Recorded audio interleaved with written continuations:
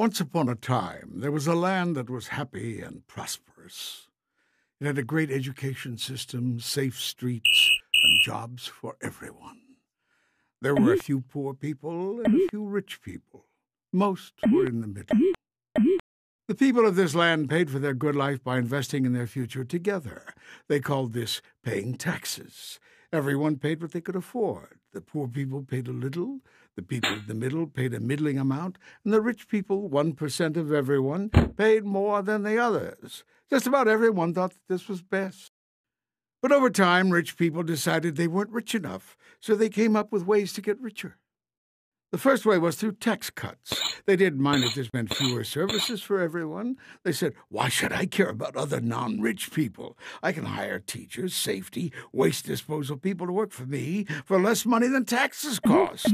And then I can keep the rest of my taxes for me. The second way rich people got richer was through tax loopholes. These are laws that allow people to avoid paying taxes, with the idea that it's beneficial for other people too, if this group didn't pay. The third way rich people got richer was to pay no taxes at all. This is called tax evasion. Of course, if all the people did this, everything would fall apart. But rich people and giant companies they owned figured no one would notice. This is illegal, but many did it anyway. And so it went. In 20 years, rich people doubled their share of the land's income. Schools, public safety, the roads, parks, libraries, public transportation all went into decline. The rich people didn't care. They said everyone gets what they deserve, and they bought their own teachers, police, garbage collectors, and transportation. They also bought something else, elections. They spent so much money on politics, they elected people who liked what they liked. More tax cuts for the rich and big businesses, and fewer schools, road repairs, police, firefighters, and nurses for everyone else. When the 99% became upset, the rich people and their politicians said, "There is no other way." They repeated this so often many people believed them. Meanwhile, instead of investing in things that most people could use, and instead of providing jobs that paid people well like they used to, rich people found they could make more money on Wall Street. Wall Street is a place where money makes money. Here, the 1% made money so fast that they devoted more and more money to it. They took some of that money and sent it far away, where workers had no rights, to produce things that workers used to produce here. When ordinary people wondered why rich people needed so much money, the 1% said, "Don't worry. This is good for you, too, because it will trickle down from us to you. Someday you'll be rich, and then the rules we made for us will be your rules, too." Some people weren't so sure about this, so the rich people bought newspapers and TV and radio stations and internet companies and paid them to repeat over and over, "Someday you will be rich, too. There is no alternative." Soon you could hear people saying, "There is no other way. Someday we'll be rich." Meanwhile, the rich people's money piled higher and higher. But after a while, it was piled too high. One day, the money fell down with a big crash. Fell down right on the houses of millions of ordinary people. It broke their houses. Then more money towers fell down. They fell on ordinary people's jobs. This is terrible. Everyone was scared. How did this happen? The government said, "We have to fix this." They were so used to rich people being rich, they immediately started printing money and giving it to rich people.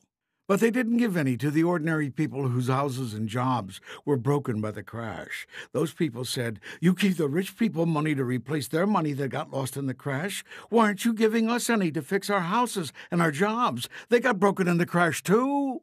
The government had no answer. Now the people got mad. Since they weren't sure who to be madder at, the government or rich people, they got mad at both. Rich people got worried. They thought, if the people get mad enough at us, they might take some of our money. This really upset the rich people, because they loved their money more than anything in the whole world. So they devised a plan. They called it, "Look over there." Whenever people said, "How come you rich people are getting richer while all the rest of us are losing our houses, our jobs, and our schools?" the rich people pointed at someone else and said, "Look over there." First they pointed at the people whose houses were broken and said, "Look over there. Poor people caused the crash. They built their houses in the wrong place. they hadn't done that, the money wouldn't have fallen on them. But most people didn't believe them. So the rich people pointed at someone else this time, teachers. They said, look over there. Teachers have jobs and you don't. No one can ever fire them. And lots of teachers are bad. The schools are failing. Teachers are the reason. Bad teachers. Bad teachers. Most people didn't believe this. They remembered the problem was the crash, not bad teachers. The rich people realized it might be safer for them if someone else pointed their fingers. So they took some of their money, and even though it was just a little bit of their money, it was a lot of money since they had so much. They helped more people get elected.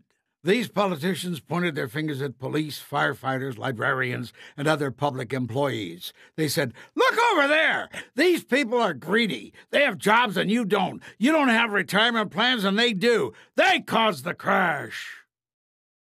Some people thought this might be true. They knew someone or something had caused the money to fall. Maybe it was the firefighters.